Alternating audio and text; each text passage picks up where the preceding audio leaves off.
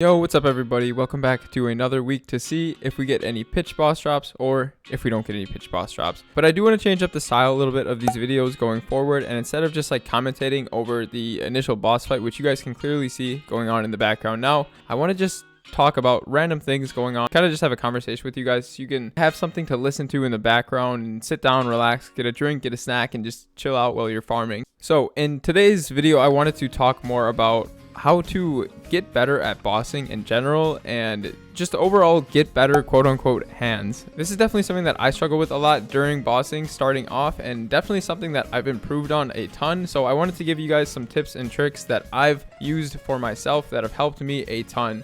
So the first thing is ask your friends, ask streamers, ask people in streams, and definitely go and ask your class Discord. There's definitely a lot of things that you probably can do better with just optimizing your class in general. And there's probably a few things that you don't even realize that your class can do. So always ask people questions and try to learn as much as you can from other people that have knowledge on your class. And try not to think that you know everything about the class, because I guarantee you there's probably something that you don't know or something that you could maybe do a little bit better.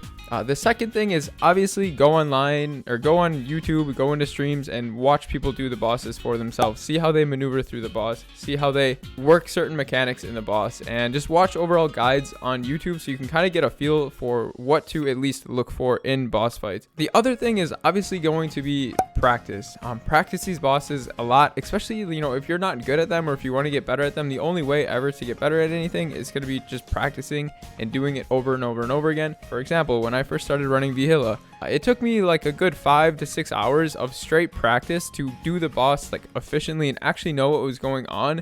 So don't like get discouraged or get down on yourself if you're failing the boss time and time and time again. That's the nice thing about Maple nowadays. There is 20 practice modes per day, so you can practice for as long as you like. So definitely use all of that to your advantage, and understand you're probably going to get extremely frustrated, but eventually something will click and you will start to get better and better and better as time goes on. So just remember, it takes time. It's not going to happen the first time, and definitely don't expect it to, or else that's just going to frustrate you more and more and more. As you start to run these bosses more and more and more, you'll start to recognize certain patterns within the bosses and certain timings within the bosses. You start to understand that these bosses have certain timers on their attacks, and you can almost start to predict when these bosses will do these certain attacks. Now obviously you don't want to ever try and predict what something is going to do. And what I mean by that is you'll get a feel for when an attack is going to come, but you won't know what attack is going to come. So just with time, understand that you'll get better at recognizing when certain things will happen in bosses. I'll use Lotus's push for example. I know when I first started running Lotus, I would always get hit by the push, but as I've ran the boss over and over and over again, and I'm sure some of you guys can relate to this too, since you probably have Lomi and Bossy Mules, is you start to get a feel for when Lotus is going to use its push, and you can kind of bait the push and move to whatever direction that you want to.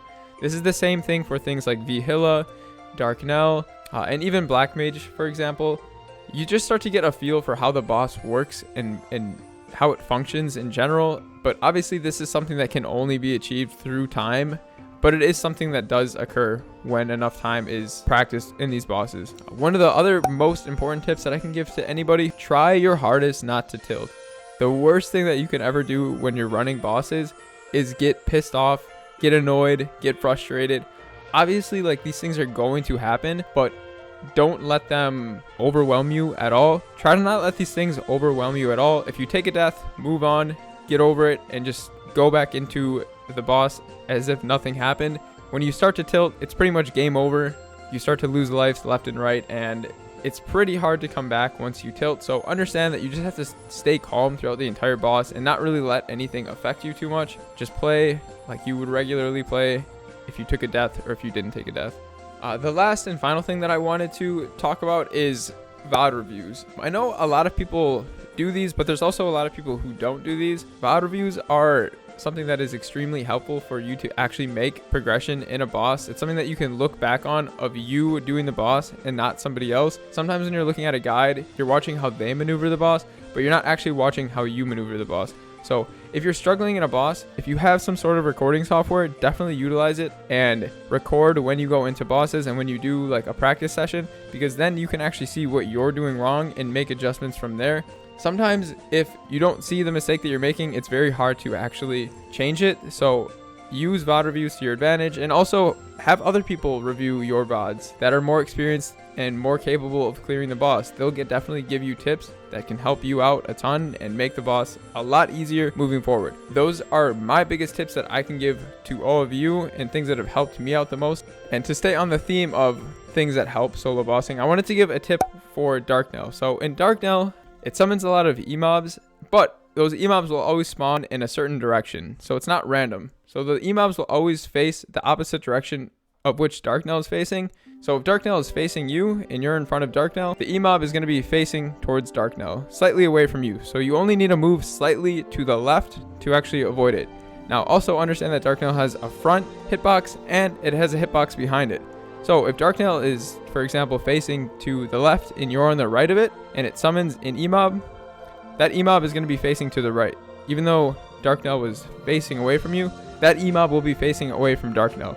So understand that these emobs, the way that they spawn, are not completely random, but you can kind of get a sense and predict how they're going to spawn based off of where you are.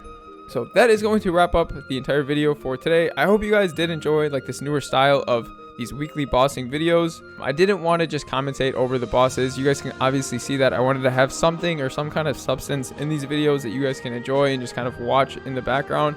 But with that being said, I hope you all enjoyed the video for today, and I will see you all in the next one.